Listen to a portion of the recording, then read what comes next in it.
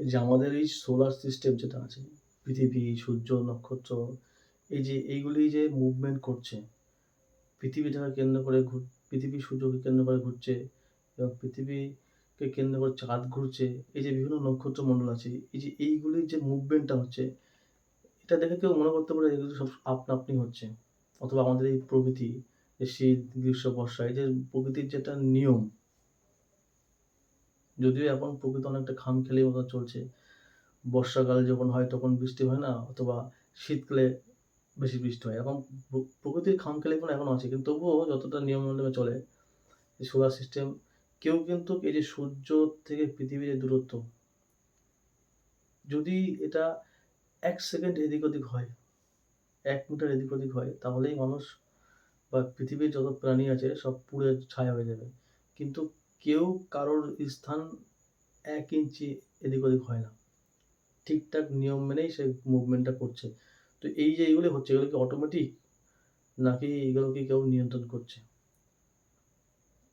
যদিও modern science মনে করে যে না, এগুলো অটোমেটিক হচ্ছে, এর পেছনে কোনো নিয়ন্ত্রিত বা ঈশ্বর এরকম কিছু নেই।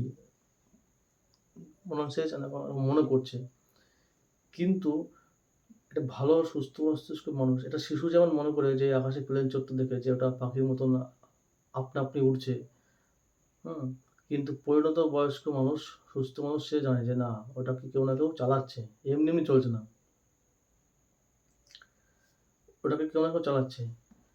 ঠিক তেরকম যদি মানুষ মনে করে যে না, এই প্রকৃতি, এই যে আমাদের সোলার সিস্টেম, এগুলি সবকিছু আপনা আপনি চলছে, সেটা হবে একটা শিশুসুলভ বুদ্ধি। একটা বাচ্চা যেমন মনে করে যে তার জ্ঞান অতটা নেই, সে মনে করে যে না, সবকিছুই আপনা আপনি হচ্ছে।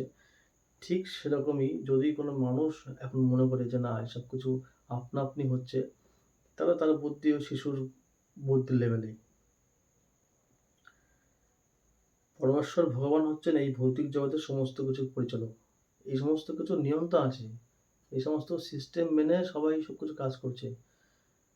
শ্রীমদ্ ভগবদ্গীতাই বলছে যে পরমেশ্বরের নির্দেশে তাকে কাজ করতে হচ্ছে। শ্রীকৃষ্ণ বলেছেন ময়াধ্যক্ষেন প্রকৃতি সহিতে সচরাচর।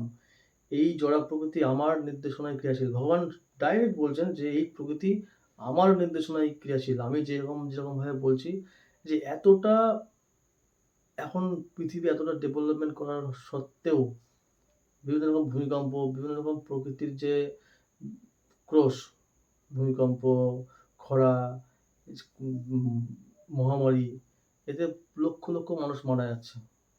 কই কেউ এটাকে আটকাতে পারছে না, কারোর ক্ষমতা নেই।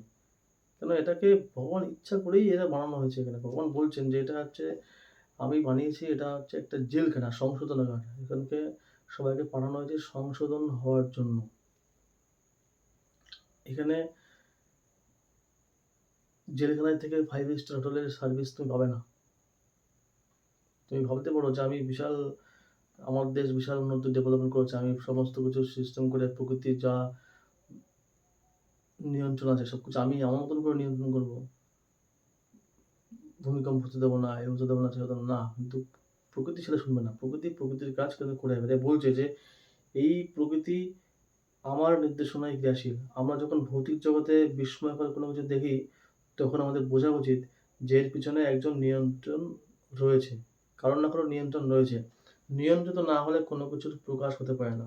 যদি কেউ মনে করে যে কোনো কিছুর পরিচালনা ছাড়াই